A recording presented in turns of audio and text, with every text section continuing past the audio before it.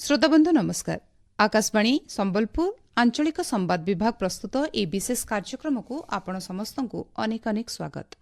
शिक्षा हेउछि एक सशक्त एवं प्रगतिशील समाज गठनर मूल भित्ति। द्रुत परिवर्तनशील विश्वर आवश्यकता को दृष्टि रखी भारत सरकार 2020 मसीह जातीय शिक्षा नीति प्रणयन करथिले। एही नीति शिक्षा व्यवस्था को अधिक समावेशी, दक्षता भित्तिक, बहु विषयक एवं भविष्यतमुखी करने दिगरे एक गुरुत्वपूर्ण पदक्षेप। एहार लक्ष्य केवल ज्ञान प्रदान नुहे बरं छात्र छात्री मानक मध्यरे सृजनशीलता, समालोचनात्मक चिंतन और जीवनोपयोगी कौशलर विकास करिबा। आज आमे एही जातीय शिक्षा नीति 2020 र विभिन्न दिग और एहार प्रभाव संपर्क में आलोचना करिबा।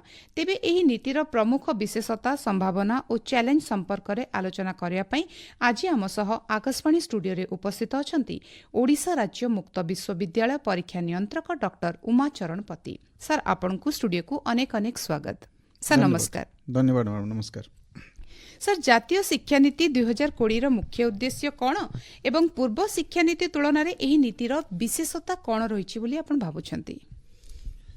देखंतु नूतन शिक्षा नीति जोटा आम जातीय शिक्षा नीति कहूँ, new education policy, national education policy 2020। आज्ञा एटा केंद्र कैबिनेट पास करथिले जुलाई 29 तारिख 2020 रे। आज्ञा तार मुख्य फीचर हला it is an outcome based education policy. आज्ञा ताहले आउटकम बेस्ड एजुकेशन कौन से जब बुझी जावा आम ताहले निहाती ए एजुकेशन पॉलिसी को निहाती आम एप्रिशिएट करबा।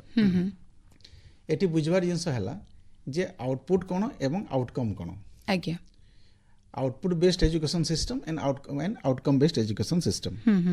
आउटकम अर्थ हला गोटे परिणाम, रिजल्ट। आज्ञा आपन गोटे परीक्षा देइछंती तार रिजल्ट बाहरिबो। आपन गोटे जगह इंटरव्यू देइछंती तार रिजल्ट बाहरिबो। आपन गोटे काम करिछंती तार रिजल्ट आसीबो। आज्ञा तो जोथिरे परिणाम आसे ताको आमे आउटपुट कहू।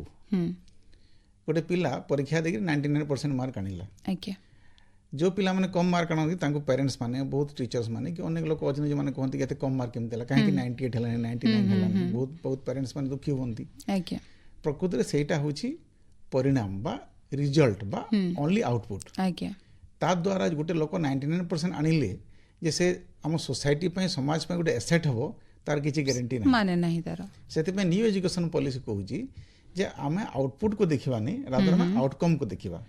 ताले आउटकम कोन? आउटकम हला प्रभाव। आज्ञा आउटपुट हला परिणाम, एटा हला प्रभाव।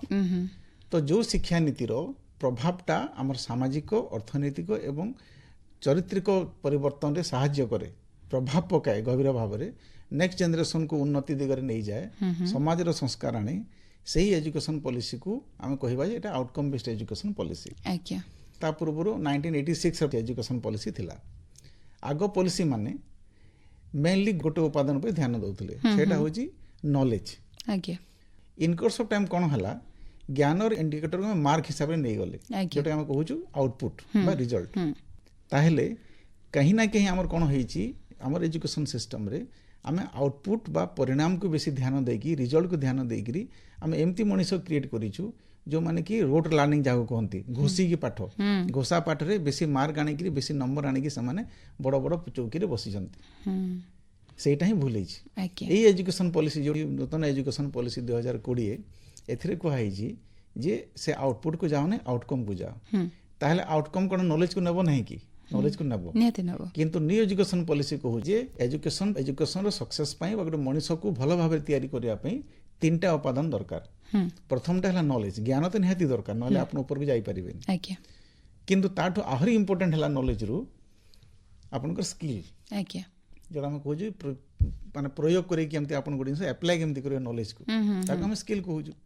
पाठ मो पढी छी, आज्ञा किंतु ताको मो समाज रे बा मोर व्यवस्था रे ताको व्यवहार मो करि पारु नै। सर तो जदि आपन पाखे नॉलेज अच्छी और स्किल भी अच्छी, ताहले भी आपन स्वयं संपूर्ण नुहंती जे पर्यंत आपन का एटीट्यूड ठीक नहीं। अच्छा सेति पे न्यू एजुकेशन पॉलिसी बा जातीय एजुकेशन पॉलिसी शिक्षा व्यवस्था जो 2020 से कहूची जे एजुकेशन को यदि ठीक करिवार अछि, भारत को यदि परिवर्तन करके हम विकसित भारत करिवार अछि 2047 सुद्धा, ताहले हमको नॉलेज, स्किल प्लस एटीट्यूड ए तीनटा जिनिस को ठीक करिवार अछि। आज्ञा और एटा एति पई ए नुवा एजुकेशन पॉलिसीटा अन्य पॉलिसी टू संपूर्ण भाबरे अलगा ଏବଂ ବହୁତ ପ୍ରଗତିଶୀଳ। ଆଜ୍ଞା, ବହୁତ ସୁନ୍ଦର ହିସାବରେ ବୁଝେଇଲେ ସାର୍ ଏଇ ଜାତୀୟ ଶିକ୍ଷାନୀତି 2020। ନିହାତି ଭାବରେ ଆମର ଶ୍ରୋତାମାନେ ବୁଝିପାରିଥିବେ ଏହାର ବିଶେଷତା କ'ଣ ରହିଛି ବୋଲି। ସାର୍ ଏଇ ଶିକ୍ଷା ପଦ୍ଧତିରେ ଆମେ ଶୁଣିବାକୁ ପାଇଲୁ 5+3+3+4 ଶିକ୍ଷା ପଦ୍ଧତି ବିଷୟରେ ଗୋଟେ ଢାଞ୍ଚା ତିଆରି ହେଇଛି। ସେ ବିଷୟରେ କିଛି ଆମ ଶ୍ରୋତାବନ୍ଧୁମାନଙ୍କୁ କୁହନ୍ତୁ। ଏବଂ ମାତୃଭାଷା ପିଲାମାନେ ଶିଖିବା ପାଇଁ ନିହାତି ଭାବରେ ମାତୃଭାଷାଠୁ ବଳି ଜିନିଷ କିଛି ନାହିଁ, ସେଥିରେ ଏଇ ଶିକ୍ଷାନୀତିରେ ତାକୁ କେମିତି ପ୍ରାଧାନ୍ୟ ଦିଆଯାଇଛି ବୋଲି ଆପଣ ଭାବୁଛନ୍ତି? ଦେଖ, ମୁଁ ଯେମିତି କହିଲି ଆପଣଙ୍କୁ ଯଦି ପରିବର୍ତ୍ତନ ଆଣିବାର ଅଛି, ଆଜ୍ଞା, ଆଉ ଆଉଟପୁଟ୍ରୁ ଆଉଟକମ୍ ପାଖକୁ ଯିବାର ଅଛି, ପ୍ରଭାବ ପାଖକୁ ଯିବାର ଅଛି, କେମିତି ପ୍ରଭାବ ପକାଇବ ଆଗକୁ ଯାଇକରି, ବା କେମିତି ଗୋଟେ ମଣିଷ ଏଇ ସିଷ୍ଟମରେ ତିଆରି ହେଲେ ପ୍ରଭାବୀ ହେବ ଆଗାମୀ ଦିନରେ, ଆଜ୍ଞା, ସେମିତି ହେଲେ ଆପଣଙ୍କୁ ତୃଣମୂଳ ସ୍ତରରୁ ଆପଣଙ୍କୁ ପରିବର୍ତ୍ତନ କରିବାକୁ ପଡ଼ିବ। ଗୋଟେ ଛୋଟ ଛୁଆଟି ସ୍କୁଲ ଯିବା ଆରମ୍ଭ କରିବା ଦିନଠୁ ଯଦି ଆପଣ ଆରମ୍ଭ କରିବେ, ତାହେଲେ ହିଁ ତାକୁ ଆପଣ ଏମିତି ତିଆରି କରିପାରିବେ ସେ ଗୋଟେ ବିକଶିତ ଭାରତର ସ୍ୱପ୍ନ ନେଇକି ଆଗକୁ ବଢ଼ିପାରିବ। ସେଥିପାଇଁ ସରକାର କ'ଣ କରୁଛନ୍ତି, ଏଇ ଯେଉଁ ଜାତୀୟ ଶିକ୍ଷାନୀତି 2020ରେ ଷ୍ଟ୍ରକ୍ଚରଟାକୁ ପୁରା ଗଠନମୂଳକ ପରିବର୍ତ୍ତନ ସଂସ୍କାର ଆଣିଛନ୍ତି। ଏଥିରେ କ'ଣ ଆଗରୁ ଯେମିତି ଆମର ସିଷ୍ଟମ ଥିଲା, ଆଗରେ 10+2 ସିଷ୍ଟମ, ଆପଣ 10 ପର୍ଯ୍ୟନ୍ତ ପଢ଼ିଲେ, ତାପରେ ଇଣ୍ଟରମିଡିଏଟ୍ 2 ବର୍ଷ ପଢ଼ିଲେ, ଦେନ୍ ଆପଣ ଡିଗ୍ରୀକୁ ଗଲେ 3 ଇୟର୍ସ, ଦେନ୍ ପୋଷ୍ଟ ଗ୍ରାଜୁଏସନ୍ 2 ଇୟର୍ସ, ଏଇ ସିଷ୍ଟମ ଥିଲା।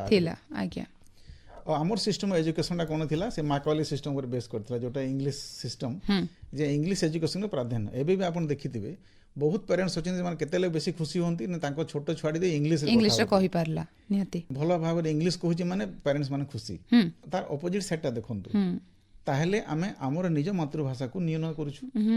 ଆମ ମାତୃଭାଷାକୁ କେମିତି ଉପରକେ ଯେ ଆମେ ଚାହୁଁନୁ ସେଟା ନିହାତି। ଆଜ୍ଞା, ମୁଁ କହୁନାହିଁ ଯେ ଇଂଲିଶ ଦରକାର ନାହିଁ, ହିନ୍ଦୀ ଦରକାର ନାହିଁ, ହିନ୍ଦୀ ଆମ ରାଷ୍ଟ୍ରଭାଷା। ଇଂଲିଶ ଆପଣ ଜାଣିଲେ ଗୋଟେ ଗ୍ଲୋବାଲାଇଜ ସିଷ୍ଟମରେ ଆପଣ କୋଉଠି ବି ପୃଥିବୀରେ ଚାକିରି କରିପାରିବେ, ବୁଝିପାରିବେ ଜିନିଷ ଗୁଡ଼ାକ, ଆପ୍ରିସିଏଟ୍ କରିପାରିବେ, but not at the cost of your own language, mother Tong.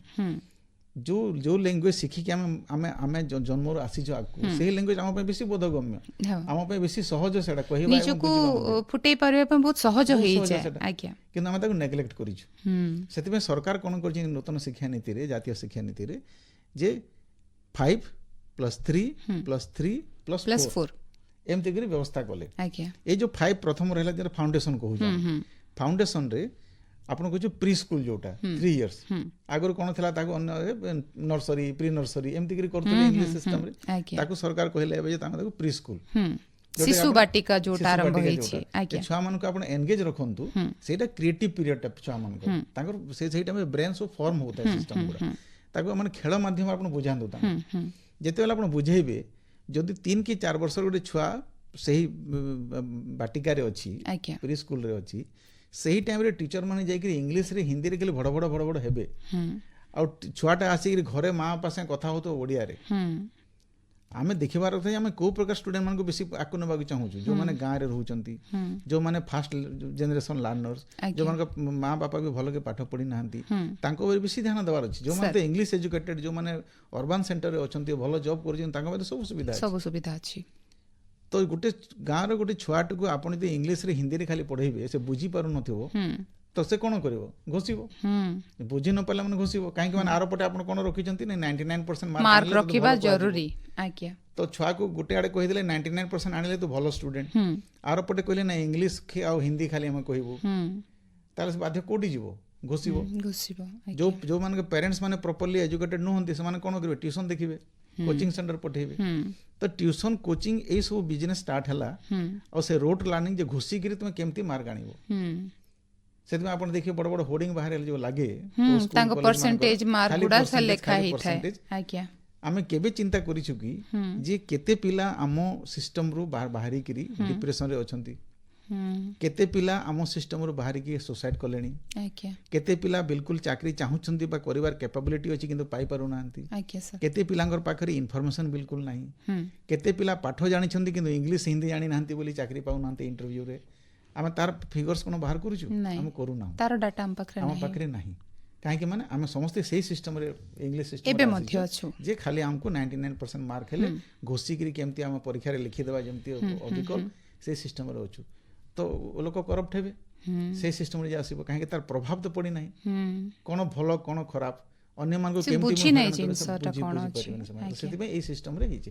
ତ ଏଇ ଯୋଉ 5+3+3+4 ହେଇଛି, ତ ଫାର୍ଷ୍ଟ 5 ଇୟର୍ସ ହେଲା ଆପଣଙ୍କର, 3 ଇୟର୍ସ ହେଲା ପ୍ରି ସ୍କୁଲ, 1 and 2 ଏଟା ଫାଉଣ୍ଡେସନରେ ଗଲା, ଦେନ୍ ଆପଣଙ୍କର 6, 7, 8 जोटा आपण गला डेवलपमेंट स्टेज रे देन आपनकर 9 टू 12 इंटरमीडिएट मिडिल स्टेज टा जोटा आज्ञा एटा को भाग करा है 9 10 एंड 11 12 कर आज्ञा तो या द्वारा कौन हम से फ्लेक्सिबिलिटी आसो छुआ धीरे धीरे धीरे टंग को एम्फासिस दिखाई एज फार एज प्राक्टिकेबल कम से कम 5 क्लास 6 क्लास पर्यंत छुआ मान को मदर टंग रे पढ़ा जाओ सो दैट से माने बुझी पारिबे निजर ओन लैंग्वेज को निजर माँ रो लैंग्वेज को निजर ओन एरिया रो लैंग्वेज को से माने बुझी पारिबे जानी पारिबे सर ताहले से एप्रिशिएट करि पारिबे सेते में एही पॉलिसीटा भारी गुरुत्वपूर्ण आज्ञा सर विद्यालय शिक्षा रे अभिज्ञता भित्तिक एवं कौशल भित्तिक शिक्षा को किपरि गुरुत्व दिया जायछि आ आजिकाली तो होछि डिजिटल प्रजुक्ति विद्यार युग एवं शिक्षा क्षेत्र रे एही डिजिटल प्रजुक्तिर भूमिका को नीति किपरि देखुछि आपण देखो मु जेमति कहिली हमर एबे मुख्य उद्देश्य कोन एबे मुख्य उद्देश्य हला 2047 जेमति हम विकसित भारत करिबार अछि ता पूर्व 2036 रे हम विकसित ओडिशा भी करिबार अछि ओडिशा को 100 वर्ष हबो 2047 रे भारत को 100 वर्ष हबो आज्ञा ताले हम केमति करिबा ताकू जो हमर ऑनरेबल प्राइम मिनिस्टर कहिले जे 2047 सुद्धा हम विकसित भारत करि परिबा निहाती किछि असंभव न जो लोक माने हसुचंदी तांको मु कहूची ना हेई परिबो एतरे हसिले हो नै पॉसिबल ताले केमति हेई परिबो तार दुईटा दिग अछि प्रथम दिग हला जे हमको इनकम दिग जरा हम क्वांटिटेटिव पार्ट कहूछ संख्या रे आज्ञा जे हमको एबे हमें अच्छु 4 trillion dollar economy 4 trillion dollar हमको विकसित भारत हवा पई 30 ट्रिलियन दरकार आम पाखरे आउ 21 वर्ष समय अछि प्रति वर्ष यदि हमें 1.14 ट्रिलियन यदि ऐड करिबा इनकम जोटा को आज 8.2% मुंड पिछा यदि वृद्धि हो ताले हम से जगह पहुंची जिबा इंडिया एबे से 7.98 रे एमती ग्रो करूची लास्ट 20 इयर्स लानी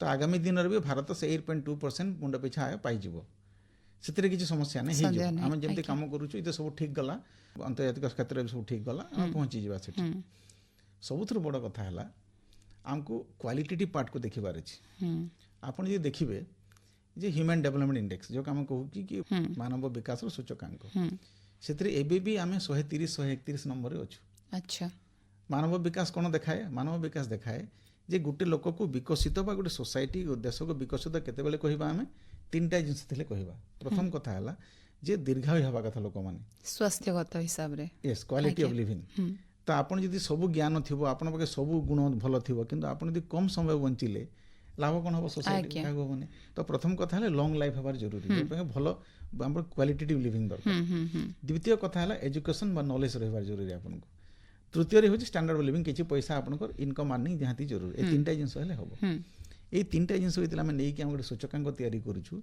एबे भी सूचकांक रे हमें तळे अछु एटा एबे 5-10 वर्ष रो कथा नु एटा एटा से इंडिपेंडेंस पर हमें जो मेथड हमें जो पॉलिसी हम आनी थिले सेटा चली नॉलेज सिस्टम रे से 99% मार्क सिस्टम रे जो बसे आसी प्रभाव पार्ट को हमें ओमिट कर दै तो एबे भी हम 130 रे अछु नंबर 1 आपण जे देखिबे करप्शन इंडेक्स गुटे बाहर एमनेस्टी इंटरनेशनल बाहर करे प्रति वर्ष करप्शन इंडेक्स रे आम देशर नंबर है 93 आज्ञा माने 92टा कंट्री अच्छे पृथ्वी रे जो माने जो जगह आमठू बहुत कम करप्शन हुए कि करप्शन बिल्कुल हुए नहीं अच्छा मुझे फास्ट एग्जांपल दउथली तो आमे जदी 99% वाला को बाहर करूछु ट्यूशन परी पाठ पढ़े जहाँ जहाँ करी बाहर करूछु जदी फिर करप्शन करूछन्ती से माने जाई अन्य मान को ताड़ना दउछन्ती ताहेले आमे एते संख्या काई खसिला तलबो ताहेले गुण रे कोन ना कोन जगह आमे मार खाइछु ए पुराना शिक्षा व्यवस्था पाई तृतीय कथा हला आपण दे वर्ल्ड हैप्पीनेस इंडेक्स देखिए प्रति वर्ष हैप्पीनेस इंडेक्स बाहर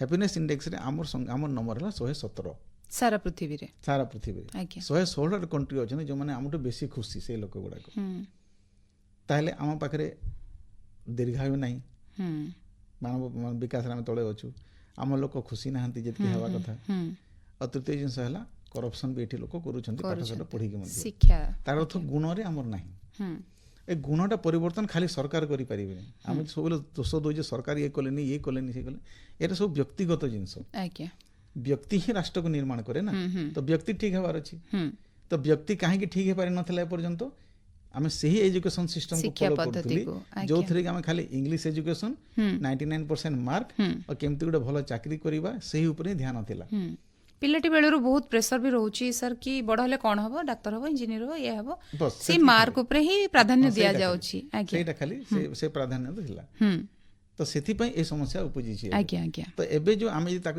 ଟ୍ରାନ୍ସଫର୍ମ କରିବା, ମୁଁ ଯେମିତି କହିଲି କି ସ୍କିଲ୍ ବି ଦରକାର, ନଲେଜ ସାଙ୍ଗରେ ଆଟିଚ୍ୟୁଡ୍ ବି ଦରକାର।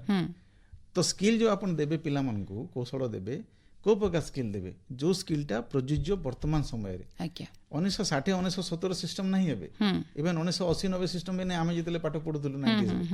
ଆଜିକାଲି ଡିଜିଟାଲ ଦୁନିଆର ଆଜିକାଲି ଏଆଇ ର ଜମାନା, କ୍ୱାଣ୍ଟମ କମ୍ପ୍ୟୁଟିଂ ର ଜମାନା ଏବେ।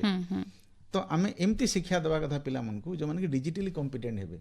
କାହିଁକି କମ୍ପିଟେନ୍ସି ଡିପେଣ୍ଡ କରୁଛି 3 ଫ୍ୟାକ୍ଟର ଉପରେ। ମୁଁ କହିଲି ନଲେଜ, ସ୍କିଲ୍ ଏବଂ ଆଟିଚ୍ୟୁଡ୍। ଏ 3ଟା ଯାହାର ଅଛି ସେ କମ୍ପିଟେଣ୍ଟ। ଆଜ୍ଞା ତ ଆମକୁ 99% ମାର୍କ ପାଲା ପିଲା ଆମକୁ ଦରକାର ନାହିଁ, ଆମକୁ କମ୍ପିଟେଣ୍ଟ ହ୍ୟୁମାନ୍ ରିସୋର୍ସ ଦରକାର, ଯିଏ କି ଭଲ ପିଲା ହେଇଥିବ, ଭଲ ପାଠ ବି ପଢିଥିବ, ଆଉ ତା ପାଖେ କୌଶଳ ବି ଥିବ, କାମ ବି କରିପାରୁଥିବ। ଆଜ୍ଞା ତ ଏଇ ନୂତନ ଶିକ୍ଷାନୀତି ସରକାର ଏମିତି ତିଆରି କରିଛନ୍ତି ଯୋଉଟା କି ଏଇ ସମସ୍ୟାକୁ ଦୂର କରିବ, ଯେ ଆମେ କେମିତି ହ୍ୟୁମାନ୍ ଡେଭଲପମେଣ୍ଟ ଇଣ୍ଡେକ୍ସରେ ଆଗକୁ ବଢି ପାରିବା, କରପସନ ଇଣ୍ଡେକ୍ସରେ ଆମେ ଇମ୍ପ୍ରୁଭ କରିବା, ଏବେ କମିବ। ସରକାର ବହୁତ ସେଥିରେ ଧ୍ୟାନ ଦେଉଛନ୍ତି, ବହୁତ ପ୍ରୋଗ୍ରାମ କରୁଛନ୍ତି ଏବେ। ଆଉ ତୃତୀୟ ଜିନିଷ ହେଲା କେମିତି ଲୋକ ବେଶୀ ଖୁସି ରହିବେ। ଯେମିତିକି ବାରମ୍ବାର ପ୍ରଧାନମନ୍ତ୍ରୀ ଆମର କୁହନ୍ତି ease of doing business, ease of living, କେମିତି ସବୁ ଜିନିଷକୁ ପ୍ରୋସିଜୁରାଲି ଆପଣ ସିମ୍ପ୍ଲିଫାଏ କରିବେ। ତ ସେମିତି ହେଲେ ମାନେ ହବ। ତ ତା ପାଇଁ ଡିଜିଟାଲ କମ୍ୟୁନିକେସନ ଦରକାର, ନ୍ୟୁ ଟେକ୍ନୋଲୋଜି ଦରକାର। ତ ଏଇ ଟେକ୍ନୋଲୋଜି ବି ଏଇ ନ୍ୟୁ ଏଜୁକେସନ ପଲିସି ତା ପାଇଁ ବହୁତ ଧ୍ୟାନ ଦିଆଯାଇଛି। ଏଥିରେ ସ୍ମାର୍ଟ କ୍ଲାସରୁମ୍ କଥା ଆପଣ କୁହନ୍ତୁ, ଏଆଇ ଇଣ୍ଟିଗ୍ରେସନ କଥା ଆଜିକାଲି ସବୁ କ୍ଲାସ ପିଲାଙ୍କ ପାଇଁ ସ୍ମାର୍ଟ କ୍ଲାସରୁମ୍ ହେଇଯାଇଛି ସବୁ ବିଦ୍ୟାଳୟରେ। ଆଜ୍ଞା ଦରକାର। ତ ଆପଣଙ୍କ ପାଖରେ ଯଦି ଇନଫର୍ମେସନ ପ୍ରପରଲି ପହଞ୍ଚିଲା, ଆପଣଙ୍କ ପାଖେ ଇନଫର୍ମେସନ ସବୁ ଯଦି ଅଛି ଠିକ ଟାଇମରେ, ଦେନ୍ ଆପଣ ପ୍ରପର ଡିସିଜନ ନେଇପାରିବେ ଆଉ ଆପଣ ଅନ୍ୟମାନଙ୍କ ସାଙ୍ଗେ କମ୍ପିଟ୍ କରିପାରିବେ। ଏଥିପାଇଁ ଡିଜିଟାଲ ଏଜୁକେସନର ବି ପ୍ରାବଧାନ ଶିକ୍ଷାନୀତିରେ କରାଯାଇଛି। ଆଜ୍ଞା ସାର୍, ଉଚ୍ଚଶିକ୍ଷା କ୍ଷେତ୍ରକୁ ଯଦି ଆମେ ଦେଖିବା, ଏହି ନୀତି କେଉଁ ପ୍ରମୁଖ ସଂସ୍କାର ଆଣିଛି ଏହି କ୍ଷେତ୍ରରେ, ଉଚ୍ଚଶିକ୍ଷା କ୍ଷେତ୍ରରେ, ଏବଂ ବହୁ ବିଷୟକ ଶିକ୍ଷା ବ୍ୟବସ୍ଥା ଛାତ୍ରଛାତ୍ରୀମାନଙ୍କୁ କିପରି ଭାବରେ ଉପକୃତ କରୁଛି? ଆପଣ ଦେଖିବେ, ଯଦି ଉଚ୍ଚଶିକ୍ଷା କଥା କହିବି, ବହୁତ ବଡ଼ ସଂସ୍କାର ଆଣିଛି। ନୂତନ ଶିକ୍ଷାନୀତି ଉଚ୍ଚଶିକ୍ଷା କ୍ଷେତ୍ରରେ ବହୁତ ବଡ଼ ସଂସ୍କାର ଆଣିଛି। ଆଗାମୀ ଦିନରେ ଏହାର ପ୍ରଭାବ ଦେଖିବେ ବହୁତ ଜୋରରେ ପଡ଼ିବ। ଆଜ୍ଞା ଆଉ ନିହାତି ଉନ୍ନତି ହେବ, ଆମର ଦେଶର ବିକାଶ ହେବ। ଗୋଟେ କଥା ମୁଁ ଆପଣଙ୍କୁ କହିବାକୁ ଚାହୁଁଛି, ଗୋଟେ ପଞ୍ଚକୋଷ ଥିଓରି ଅଛି, ଯୋଉଟା ତୈତ୍ତିରୀୟ ଉପନିଷଦରେ। ତ ପଞ୍ଚକୋଷ ଥିଓରି କ'ଣ କହେ, ଯେ ଯୋଉ ଆମର 5ଟା କୋଷ ଥାଏ। ତ ପ୍ରଥମ ଆମେ କହୁଛୁ ଯେ ଅନ୍ନମୟ କୋଷ। ତ ପ୍ରଥମ ଖାଦ୍ୟ ଆମକୁ ନିହାତି ଦରକାର, କାହିଁକି ଫିଜିକାଲ ବଡିକୁ ବଞ୍ଚେଇବାର ଅଛି। ଆଜ୍ଞା ତ ଖାଲି ବଡି ବଞ୍ଚିଲେ ତ ହବନି, ତା ପାଇଁ କ'ଣ ଏନର୍ଜି ଦରକାର। ତା ଆମେ କହୁଛୁ ପ୍ରାଣମୟ କୋଷ। ଆଜ୍ଞା ତାର ତ ବ୍ୟାୟାମ ବି ଦରକାର, ପ୍ରାଣାୟାମ ବି ଦରକାର, ସେ ସବୁ ବି ଦରକାର, ପ୍ରପରଲି କେମିତି ଫଙ୍କସନ କରିବ ବଡି ପାର୍ଟସ। ତୃତୀୟ ହେଲା ବିଜ୍ଞାନମୟ କୋଷ। ଆଚ୍ଛା ତାର ଅର୍ଥ କ'ଣ, ଆପଣଙ୍କର ଲଜିକ୍, ଆପଣଙ୍କ ୱିଜଡମ୍, এইটা ବି ଦରକାର, ଇଣ୍ଟେଲେକ୍ଚୁଆଲ ଦରକାର, ଇଣ୍ଟେଲେକ୍ଟ ଦରକାର। ଆଜ୍ଞା ତାପରେ ଅଛି ମନୋମୟ କୋଷ। ଆଚ୍ଛା ମନୋମୟ କୋଷ ଇମୋସନ, ଆଜ୍ଞା ଆପଣଙ୍କର state of mind, mental happiness और मेंटल स्टेट, ଆଜ୍ଞା ये सब भी जरूरी केमती अछि निहाती, हम सेरा बुझुनु कि एंड फाइनली होजे हमर आनंदमय कोष, जे केमती से खुशी रहबो अल्टीमेटली। सच्चित आनंद जो हमर कहा है हमर शास्त्र रे, ଆଜ୍ଞା जे अल्टीमेटली हमर मूवमेंट होछि टुवर्ड्स हैप्पीनेस, केमती खुशी रे रहबा। हाँ तो एथिबे हम निजर हमर इंडियन नॉलेज सिस्टम रे कहा है, हमर वेद उपनिषद लिखा है जे सच्चित आनंद अल्टीमेटली हम यदि ठीक रास्ता रे जीवा, हमर अल्टीमेट ऑब्जेक्टिव होछि केमती हम आनंद पाइबा, आनंदमय कोष। ଆଜ୍ଞା को क्लासरूम रे एटा पढ़ा होछि कि ना, आमे खाली गोटे स्टूडेंट को गोटे स्टूडेंट हिसाब देखु, पाठ्य पुस्तक रे जहाँ अछि से हिसाब रे सेमती हम देखुतलु। आज्ञा एबे न्यू एजुकेशन पॉलिसी कहूछि जे तुमे एमती गोटे एटमॉस्फियर क्रिएट करो शिक्षानुष्ठान रे, हायर एजुकेशन रे, जोठी कि गोटे स्टूडेंट रो होलिस्टिक डेवलपमेंट हबो, ता कहन होलिज्म। सेटा हेले जे आपण आउटकम बेस्ड एजुकेशन को जिवे। द्वितीय कथा हला सेटा आपण केमती करिवे। धरा जे गोटे स्टूडेंट अछि, +3 फर्स्ट ईयर से एडमिशन कला, वर्षे पाठ सारू सारू तार घर एमती प्रॉब्लम हला, फाइनेंशियल क्राइसिस हला, किछि हला बा सुविधा हला नै, पाठ छाड़ी देला, अच्छा ड्रॉप आउट हो जाउतला। ताक मैं कहूँ ग्रॉस एनरोलमेंट रेशियो, आपण एबे जीआर देखिबे, हमर जीआर बे 27% अछि। तार अर्थ 18 रु 23 वर्ष बयसर जितकी पिला झियो अछंती, माने यंग पिला 18 रु 23, एही वर्षर 100 पिलारू मात्र 26 रु 27 टा पिला ही हायर एजुकेशन को आसुचंती। अच्छा बाकी 73-74 पिला गले कुआडे ड्रॉप आउट हो जाउछंती। तो ड्रॉप आउट आरंभ हो जाउछंती, माने लोअर क्लास रु किंबा +3 को पीजी को आसिला पर ड्रॉप आउट होचंती। तो धरा जो गुटे पिला फर्स्ट ईयर एडमिशन कला, वर्षे पर छाड़ी देला, से अब बैक करि परिबो नाही, जो सिस्टम थिला जोटा एबे कोन होईची, एबे multiple entry multiple exit system कराई न्यू एजुकेशन पॉलिसी रे। आपण जदी फर्स्ट ईयर छाड़ी देले, आपण गुटे डिग्री नै परिबे से इंस्टीट्यूशन रु, ताको हम कहू सर्टिफिकेट, ଗୋଟେ one ବର୍ଷ certificate ସରିଛି course, ବୋଲି one year ଆଚ୍ଛା। certificate course ହେଇଗଲା। ଆଜ୍ଞା ଯଦି ଆପଣ 2 ବର୍ଷ କମ୍ପ୍ଲିଟ୍ କରିବେ ଆପଣଙ୍କୁ ଗୋଟେ ଡିପ୍ଲୋମା ସାର୍ଟିଫିକେଟ୍ ଦିଆହେବ 2 ବର୍ଷ କରିଛି ମାନେ ସେଇ ଯୋଉ ବର୍ଷ କି 2 ବର୍ଷ ପଢିଥିଲା ସେଟା ୱେଷ୍ଟ ହେଲା Waste ଆପଣ ତାକୁ ହେଲାନି। ରିକଗ୍ନାଇଜ୍ କଲେ 3 ବର୍ଷ କଲେ ଆପଣଙ୍କୁ ଦିଆହେଲା ଡିଗ୍ରୀ ସାର୍ଟିଫିକେଟ୍ ଡିଗ୍ରୀ ସାର୍ଟିଫିକେଟ 4 ବର୍ଷ କଲେ ଆପଣଙ୍କର ଅନର୍ସ ୱିଥ୍ ରିସର୍ଚ୍ଚ ସାର୍ଟିଫିକେଟ୍ ମିଳିବ ତାକୁ ଓ ଆଚ୍ଛା ଏତିକି ଫ୍ଲେକ୍ସିବିଲିଟି ଏବେ କରାହେଇଛି। ନମ୍ବର 2 ଯଦି ଆପଣ ଫାର୍ଷ୍ଟ ଇୟର ପଢିକି ଛାଡ଼ି ଦେଇଛନ୍ତି କି ଅନ୍ୟ କିଛି ପ୍ରୋବ୍ଲେମ୍ ଆପଣ 2 ବର୍ଷ ଗ୍ୟାପ୍ ହେଇଗଲା ପଢି ପାରିଲେ ଆପଣ ଯେତିକି କ୍ରେଡିଟ୍ ଆର୍ନ କରିଥିବେ ମାନେ ଯେତିକି ମାର୍କ ଆର୍ନ କରିଥିବେ ସେଇଟା ପାଇଁ ଗୋଟେ ଏକାଡେମିକ୍ ବ୍ୟାଙ୍କ ଅଫ୍ କ୍ରେଡିଟ୍ କରାହେଇଛି ତାକୁ ଏବିସି କୁହାହଉଛି। ଆଚ୍ଛା ପ୍ରତି ପିଲା ପାଇଁ ଗୋଟେ ଅପାର ଆଇଡି ସରକାର ତିଆରି କରିଛନ୍ତି ତାହା କହୁଛି ୱାନ୍ ନେସନ୍ ୱାନ୍ ଆଇଡେଣ୍ଟିଫିକେସନ୍। ଆଜ୍ଞା ଏଇ ଯୋଉ ସମସ୍ତେ ଆଇଡେଣ୍ଟି କାର୍ଡ କରୁଥିଲେ ୱାନ୍ ନେସନ୍ ଗୋଟେ ହେଇଗଲା ଗୋଟେ ଆଇଡେଣ୍ଟି ଆଜ୍ଞା କରାହେଇଛି। ଆଜ୍ଞା ତ ଆପଣ ସେ ଅପାର ଆଇଡି ଥ୍ରୁରେ ଗୋଟେ academic bank of credit create ହେଇଛି। ତ ଆଚ୍ଛା ଆପଣ ଫାର୍ଷ୍ଟ ଇୟର ଯଦି ସପୋଜ ଧର ସମ୍ବଲପୁରରେ କୌଣସି ଗୋଟେ ୟୁନିଭର୍ସିଟି ବା କଲେଜରେ ପଢିଛନ୍ତି ଆପଣ ଯେତିକି ମାର୍କ ଆଣିକି ରଖିଛନ୍ତି କ୍ରେଡିଟ୍ ଆର୍ନ କରିଛନ୍ତି ସେଟା ଆପଣଙ୍କୁ ସେ ବ୍ୟାଙ୍କରେ ଜମା ହେଇଗଲା। ଆଚ୍ଛା ଆପଣ ସେଇଟା ନେଇକି ସପୋଜ ବର୍ଷେ କି 2 ବର୍ଷ ଗୋଟେ ଚାକିରି କଲେ ଘରେ ସମସ୍ୟା ଅଛି 3 ବର୍ଷ ପରେ ଆସିକି ଆପଣ ଚାହିଁଲେ ମୁଁ ପୁଣି ଆକୁ ପାଠ ପଢିବି ଆପଣ କୌଣସି ଗୋଟେ ଅନୁଷ୍ଠାନରେ ଆପଣ ଜଏନ୍ କରି ଯେକୌଣସି ଶିକ୍ଷାନୁଷ୍ଠାନରେ ଶିକ୍ଷାନୁଷ୍ଠାନରେ ଯୋଉଠି ଆପଣଙ୍କ ଏଣ୍ଟ୍ରି ଥିବ ତାର ନିୟମ କାନୁନ ହବ ଗାଇଡଲାଇନ ତିଆରି ହଉଛି ସବୁ ଆପଣ ଯୋଉଠି ଆଡମିସନ ଯାଇକି କଲେ ସେହି ଯୋଉ ଫାର୍ଷ୍ଟ ଇୟର ଆପଣ ସାରିଥିଲେ ସେହି ମାର୍କଟା ସେଠି ଆଡ୍ ହେଇଯିବ ଆପଣ ସେକେଣ୍ଡ ଇୟର ସେଠି ଷ୍ଟାର୍ଟ କରିବେ ଆରମ୍ଭ କରେ ତାହେଲେ ବହୁତ ବଢିଆ ହଁ କିନ୍ତୁ ପୁରୁଣା ସିଷ୍ଟମରେ କଣ ଥିଲା ଆପଣ ଫାର୍ଷ୍ଟ ଇୟର ଡ୍ରପ୍ ହେଇଗଲେ ସରିଗଲା ସେଟା ଆଉ ଗଣାଯିବନି ଗଣାଯିବନି ଆଜ୍ଞା ତ କେତେ ରିଜିଡ୍ ସିଷ୍ଟମ ଥିଲା। ତ ନ୍ୟୁ ଏଜୁକେସନ ପଲିସିରେ ବା ଜାତୀୟ ଶିକ୍ଷାନୀତି 2020ରେ ଏ ମଲ୍ଟିପୁଲ ଏଣ୍ଟ୍ରି ଆଣ୍ଡ ମଲ୍ଟିପୁଲ ଏକ୍ଜିଟ୍କୁ ବହୁତ ସିରିୟସଲି ସରକାର ନେଇଛନ୍ତି ଏଟା କରାହଉଛି। ତା ବାହାରେ ହେଲା ଗ୍ରାଜୁଏସନକୁ 4 ଇୟର୍ସ କରିଦିଆଯାଇଛି। ଆଚ୍ଛା ତାପରେ ଆପଣ ଯଦି ପୋଷ୍ଟ ଗ୍ରାଜୁଏସନକୁ ଯିବେ ତାକୁ ଆପଣ 1 ଇୟରରେ ପିଜି କରିପାରିବେ বা 4 ଇୟର୍ସରେ ଆପଣ ୟୁଜି ସାରିଥିଲେ ଆପଣ ଡାଇରେକ୍ଟଲି ପିଏଚଡି ପ୍ରୋଗ୍ରାମକୁ ଯାଇପାରିବେ ୟୁଜି ପରେ ଆଚ୍ଛା ଆପଣ ଡାଇରେକ୍ଟ ପିଏଚଡିକୁ ବି ଯାଇପାରିବେ। ଏଇ ଫ୍ଲେକ୍ସିବିଲିଟି ଏଇ ସିଷ୍ଟମରେ ବି ଦିଆହେଇଛି। ତାପରେ ଆପଣ ଦେଖିବେ ଏବେ ଯୋଉ ସରକାର ଯୋଉ ପିଏମ୍ ଉଷା ପ୍ରୋଗ୍ରାମ ଅଛି ପ୍ରଧାନମନ୍ତ୍ରୀ ଉଚ୍ଚତର ଶିକ୍ଷା ଅଭିଯାନ ଏଥିରେ ଓଡ଼ିଶାକୁ 676 କୋଟି ଟଙ୍କା ମିଳିଛି ଅନୁଦାନ ମିଳିଛି ବିଭିନ୍ନ କେବେ ବିଶ୍ୱବିଦ୍ୟାଳୟ ମିଳିନଥିଲା ଆଗରୁ ଏଇ ସରକାରଙ୍କ ସମୟରେ 676 କୋଟି ଟଙ୍କା ମିଳିଛି। ସେଥିରେ ଆପଣ 3 ପ୍ରକାର ଅନୁଷ୍ଠାନ ଅଛନ୍ତି। ଗୋଟେ ଅନୁଷ୍ଠାନ ହେଲା ତାକୁ ଆମେ ମେରୁ କହୁ MERU ମେରୁ ହେଲା multidisciplinary education and research university. ଆଚ୍ଛା ସେହି ୟୁନିଭର୍ସିଟି ଗୁଡାକ ଯୋଉମାନେ କି ଗୋଟେ ଭଲ ସ୍ତରରେ ଅଛନ୍ତି ଭଲ ରିସର୍ଚ୍ଚ ହଉଛି ସେମାନେ କେବଳ ରିସର୍ଚ୍ଚରେ ଧ୍ୟାନ ଦେବେ ଇନୋଭେସନ ଉପରେ ଧ୍ୟାନ ଦେବେ ନ୍ୟୁ ଟେକ୍ନୋଲୋଜି ଉପରେ ପେଡାଗୋଜି ଉପରେ ଧ୍ୟାନ ଦେବେ ଯୋଉଟା କି ହଉନଥିଲା ସବୁ ଅନୁଷ୍ଠାନ ସମାନ ହିସାବରେ କାମ କରୁଥିଲେ। ତ ରିସର୍ଚ୍ଚ ଏକ୍ସେଲେନ୍ସ ପାଇଁ ସେଇ ଇନଷ୍ଟିଟ୍ୟୁସନ ମାନଙ୍କୁ ବଛା ହେଇଛି ଆଉ ସରକାର 100 କୋଟି ତାଙ୍କୁ ଦେଇଛନ୍ତି ସେଇ ଅନୁଷ୍ଠାନ ଓଡ଼ିଶାରେ 4ଟା ୟୁନିଭର୍ସିଟିକୁ 100 କୋଟି ଲେଖା ଦିଆହେଇଛି ଯେମିତି ସମ୍ବଲପୁର ୟୁନିଭର୍ସିଟି ଅଛି ସମ୍ବଲପୁର ୟୁନିଭର୍ସିଟି 100 କୋଟି ଦିଆହେଇଛି ରେଭେନ୍ସା ୟୁନିଭର୍ସିଟିକୁ ଦିଆହେଇଛି ବ୍ରହ୍ମପୁର ୟୁନିଭର୍ସିଟି ଦିଆହେଇଛି ଏବଂ ନର୍ଥ ଓଡ଼ିଶା ବାରିପଦା ୟୁନିଭର୍ସିଟି ଦିଆହେଇଛି 100 କୋଟି ଲେଖା। ତାପରେ ସେକେଣ୍ଡ କ୍ୟାଟେଗୋରୀ ଅଛି ଯୋଉ ୟୁନିଭର୍ସିଟି ମାନେ ଆକୁ ଉନ୍ନତି କରିବା ପାଇଁ ରେଡି ଅଛନ୍ତି ସେମିତି ୟୁନିଭର୍ସିଟି ମାନଙ୍କୁ 20 କୋଟି ଦିଆହେଇଛି। ଓଡ଼ିଶାର 5ଟା ୟୁନିଭର୍ସିଟି ଅଛି ମୋ ନିଜ university Odisha state open university ଅଛି ମୋର previous university Gangadhar Meher university ଅଛି ରାଜେନ୍ଦ୍ର ୟୁନିଭର୍ସିଟି ବଲାଙ୍ଗୀର ଅଛି ମାଣିକେଶ୍ୱରୀ ୟୁନିଭର୍ସିଟି କଳାହାଣ୍ଡି ଅଛି। ପଶ୍ଚିମ ଓଡ଼ିଶା ପାଇଁ ବହୁତ ଖୁସି ଖବର ଏଇ ୟୁନିଭର୍ସିଟି ମାନଙ୍କୁ 20 କୋଟି ଲେଖା ଏମିତି 100 କୋଟି ସରକାର ଦେଇଛନ୍ତି। ତା ବାହାରେ ଯୋଉ କଲେଜ ଗୁଡାକ ଦୂର ଦୂରାନ୍ତରେ ଅଛି ନକ୍ସଲ ପ୍ରଭାବିତ ଅଞ୍ଚଳରେ ଅଛି ଏସ୍ପାରେସନାଲ ଡିଷ୍ଟ୍ରିକ୍ଟ ମାନଙ୍କରେ ଅଛି ଅନୁନ୍ନତ ଏରିଆ ମାନଙ୍କରେ ଅଛି ସେମିତି 24ଟା କଲେଜକୁ ସରକାର ଆଇଡେଣ୍ଟିଫାଏ କରିଛନ୍ତି ଓ ତାଙ୍କୁ ମଧ୍ୟ ସରକାର 5 କୋଟି ଲେଖାଏଁ ପଇସା ଟଙ୍କା ଦେଇଛନ୍ତି ତାଙ୍କ ଡେଭଲପମେଣ୍ଟ ପାଇଁ। ତାପରେ ଡିଷ୍ଟ୍ରିକ୍ଟ ଲେଭେଲରେ ବି ଇନକ୍ଲୁସିଭ ଗ୍ରୋଥ ପାଇଁ ଜେଣ୍ଡର ପ୍ୟାରିଟି ପାଇଁ ପଇସା ଦିଆହେଇଛି। ତା ଅର୍ଥ କ'ଣ ହେଲା ଏହାର ଅର୍ଥ ହେଲା ଯେ ଆମେ ଇନକ୍ଲୁସିଭ ଗ୍ରୋଥ ଯୋଉ କହୁଛୁ ଅନ୍ତର୍ଭୁକ୍ତି ବିକାଶ से कथा भी ध्यान दिहला मल्टीपल एंट्री एग्जिट कराला रिसर्च में स्पेशल यूनिवर्सिटी रहिले बाकी यूनिवर्सिटी मान को फंडिंग दिहला तुम स्मार्ट क्लासरूम करो भला इंफ्रास्ट्रक्चर डेवलप रिसर्च ऊपर करो कारण से दुईटा कंपोनेंट गोटे हार्ड कंपोनेंट थाए इंफ्रास्ट्रक्चर गोटे सॉफ्ट कंपोनेंट थाए सॉफ्ट कंपोनेंट आपण स्किल डेवलपमेंट करि परिबे एटीट्यूड चेंज पई आपण पिला मन शिक्षा दे परिबे डिजिटलाइजेशन करि पारे जो डिजिटलाइजेशन आपण कथा पचारुथले ए सब जिंस करि परिबे तो एई प्रोग्राम रे हायर एजुकेशन जातीय शिक्षा नीति रे बहुत किछि लाभ पाइछि और हायर एजुकेशन मेजर ट्रांसफॉर्मेशन आप आगे को देखिबे आमे धन्यवाद देम हमर ऑनरेबल प्राइम मिनिस्टर को ऑनरेबल शिक्षा मंत्री धर्मेंद्र प्रधान को आमर ओडिसा रो मुख्यमंत्री एवं शिक्षा मंत्री समस्त हम धन्यवाद देबा कथा एम भी गोटे कार्यक्रम हेछि और ओडिसा सेतिरे बहुत मेजर बेनिफिट पाइछि। आज्ञा सर तले शिक्षक मानक पई एथरे कोन प्रावधान रहिछि जातीय शिक्षा नीति रे आपण कहिबे देखो मु जेमति कहली जातीय शिक्षा नीति को कथा कहूँ जे कंप्लीट ट्रांसफॉर्मेशन केमती हो परिवर्तन परिवर्तन कोथरे खाली नॉलेज रे परिवर्तन हमको दरकार नहीं, हमको स्किल रे भी परिवर्तन दरकार, एटीट्यूड रे भी परिवर्तन दरकार। सर जेमती पंचकोश कथा कहली प्रति टीचर काम होची जे प्रति स्टूडेंट को हमको खाली स्टूडेंट हिसाब से देखिबार नहीं, ताको निजरो पुओ बा झियो हिसाब में देखि पारिबा, पिलार ओवरऑल डेवलपमेंट पई टीचर दायी हेबे। एग्जैक्टली ताको हम होलिज्म को होलिस्टिक डेवलपमेंट, से होलिस्टिक डेवलपमेंट केमती हबो ता पई टीचर्स को भी प्रस्तुत होबार जरूरी।